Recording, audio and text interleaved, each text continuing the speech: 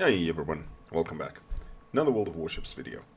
Firstly, before I continue, I want to give a big shout out to one of my recent channel followers, Vincent Ray. Always commenting on the new videos, even calls me out on my bullshit, like on the Friesland video, where he politely pointed out, dude, you hate DDs, yet you fucking play a tier 9 premium DD. Yeah, I know, but it doesn't have torpedoes. I hate DDs because of torpedoes. But Vincent, thanks for always commenting, etc. Anybody else that likes the videos or something, drop a like, drop a comment. It's always much appreciated. Anyway, on to the topic of today's video.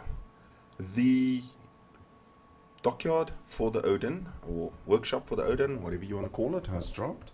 And this week we've got the second part of the directive.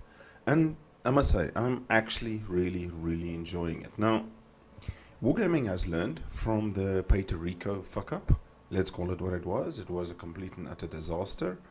And made it a little bit different. This time they're actually not even hiding that you have to spend doubloons to get it. That's fair.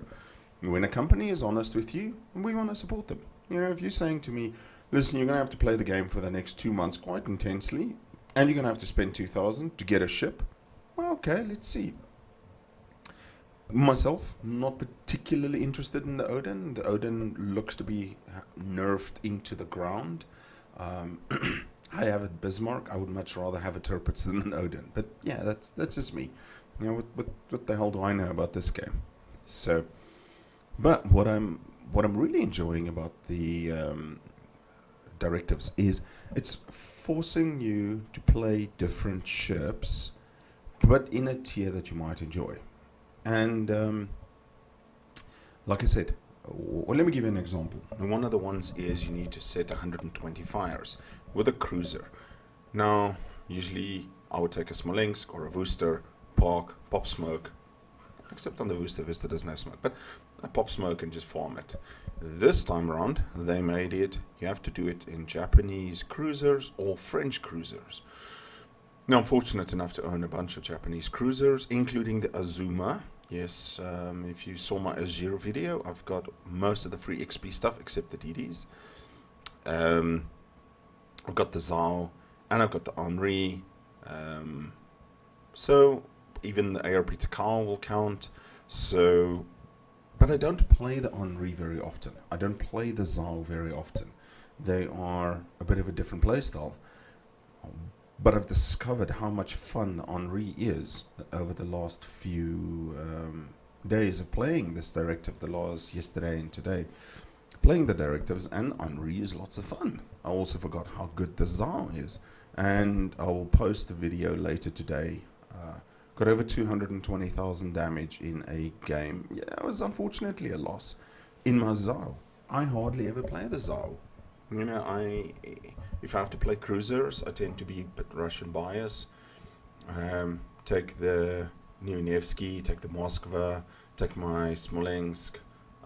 But this is forcing me to play these ships, which are really good ships, and I'm enjoying. Another one of the directives is to cause...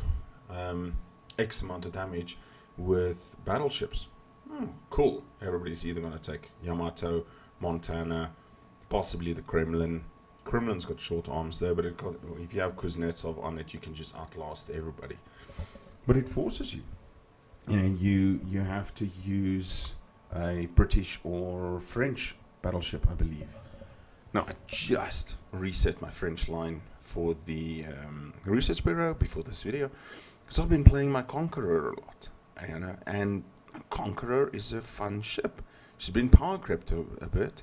The Thunderer also available for coal outshines her a little bit, but I'm getting through it. I'm getting through the matches, and the Conqueror is a really good ship. I've also had to learn how to adjust to play her.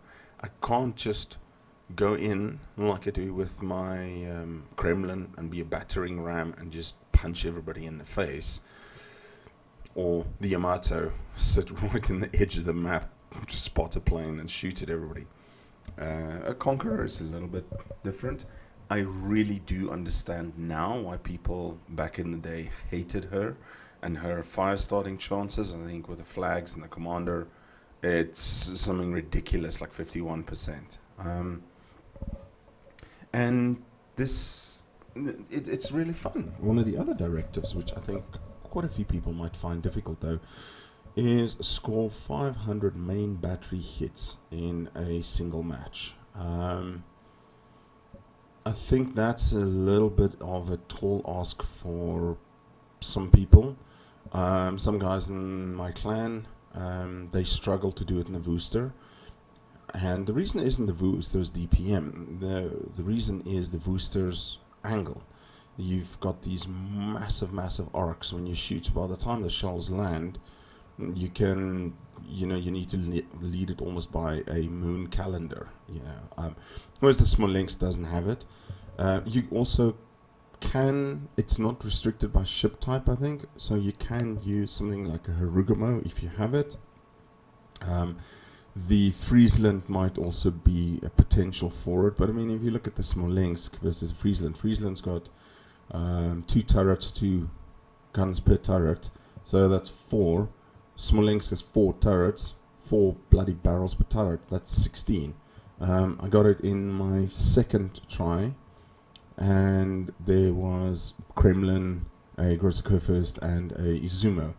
And they just happened to get close enough that I could farm them, and I got about 536 main battery hits. Well, it doesn't have to do damage. As long as it registers and it shatters, you're good to go. So that's not the most difficult one. There's some of the slower firing ships. I think that one's a little bit a bit difficult. But there are directives for everybody. So if you love playing destroyers, I mean, don't take my dislike for destroyers as gospel. There are people that absolutely love it. One of my friends from work, he loves being a little sneaky fucker. He's recently started playing. He got to about tier 5, and his dream is to be a Shimakaze, to get to the Shimakaze, and kudos to him. So there's stuff spotting damage, etc. Then there's directives which everybody can achieve pretty much in any tier, from 5 to 10, like shoot down 30 planes. I think it took 2 matches. I ended up in a match with my Zao, finishing that one where one of the new FD Roosevelts, Manfred van Richthofen, one of the new super test CVs, really wanted to become my friend, and 5 + 7 in 2 volleys or 2 strikes that he brought in, and I had it done along with some of the other matches that I played. So that stuff is easy. I've done 3 of the directives. Hopefully by the end of today I'll be done with 5 of the directives, because it's really not difficult. But what I am enjoying is playing different ships, playing stuff like the Conqueror, the Henri, the Zao, ships I don't really play because I'm primarily a battleship player. I'm just really enjoying it. I think it's good for the game. I think also taking a lot of the directives away from some of the Russian cruisers that have just launched. You don't see them so often in the games now. There was a time where it was flipping Alexander Nevsky, Moskva, and 2 Donskoys per side. Now, I'm very sorry to say, if you're a destroyer player in a match like that, you're gonna get your ass kicked. There's just no way to hide. There is just nowhere to hide. So, so I must say, I'm really enjoying it, and I hope everybody else is enjoying it. And I'm looking forward to some of the next directives. I think these directives, from what I'm seeing, they get more and more difficult. But it's a good challenge. Like I said, I've got absolutely no interest in actually getting the Odin. But some of the extra, rewards, not credits, rewards, like some of the flags, etc., that the directives gives you are some of the harder to get flags. And if you just play the game and you're reasonably good at it, the directives shouldn't be difficult. So anyway, thought I'd make a quick short video saying I do enjoy the Odin, the dockyard, and the whole process behind it. And hope everybody else is also enjoying it. And otherwise, have a fantastic day, everybody, and we'll see you soon. Expect another upload either today or tomorrow. I had a fantastic cracker of a game in my Zao. She just did so good. Anyway, take care, everybody, and we'll see you soon. Cheers.